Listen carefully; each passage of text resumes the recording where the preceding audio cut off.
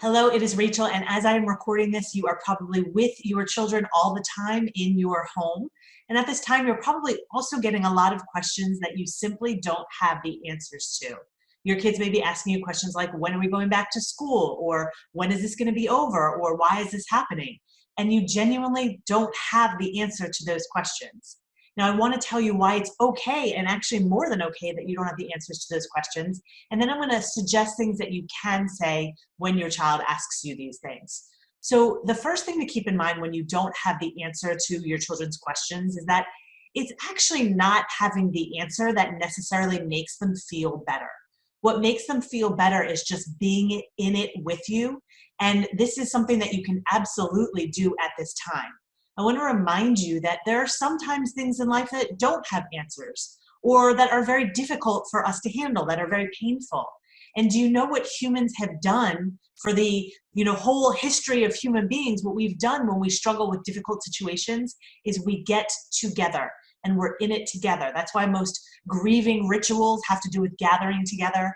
That's why most, if there's a difficult situation, there are support groups. Now, obviously, the being in it together may be done virtually these days, but with your child, it doesn't have to be. They just need to know that you are in it together, and that actually can provide just as much, if not more, support than you having all of the answers for them. The other reason that it's more than okay if you don't have the answers is because you can really use this as an opportunity to teach your kids how to deal with their uncomfortable emotions, their uncertainties, their fears. Use this to show them how you are dealing with those feelings, and then they will learn how to deal with those feelings themselves, because those feelings are inevitably going to come up again in their lives. So here is what this may look like in the moment to show them that you're with them and to show them how they can get through this and what you're doing to get through this. One of the things that you can say to them if you don't have an answer is you can say, you know what, I don't know. I don't know the answer to that.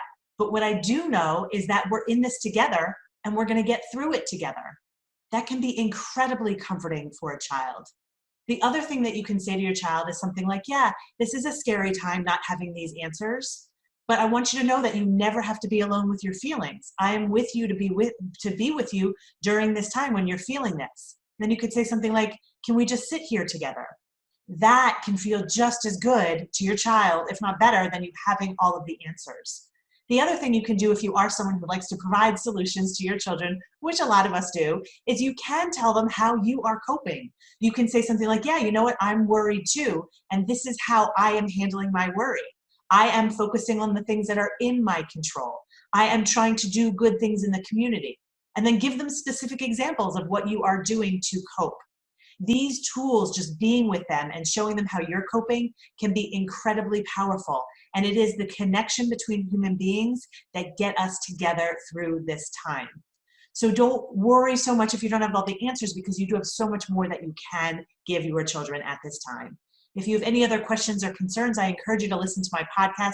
I'm addressing some of these issues. My podcast is Your Parenting Long Game, and I'm going live frequently in my podcast Facebook group. If you're on Facebook, check it out at Your Parenting Long Game podcast community. I look forward to being in this and with you in this time as well, and I'll see you again next time. Take care.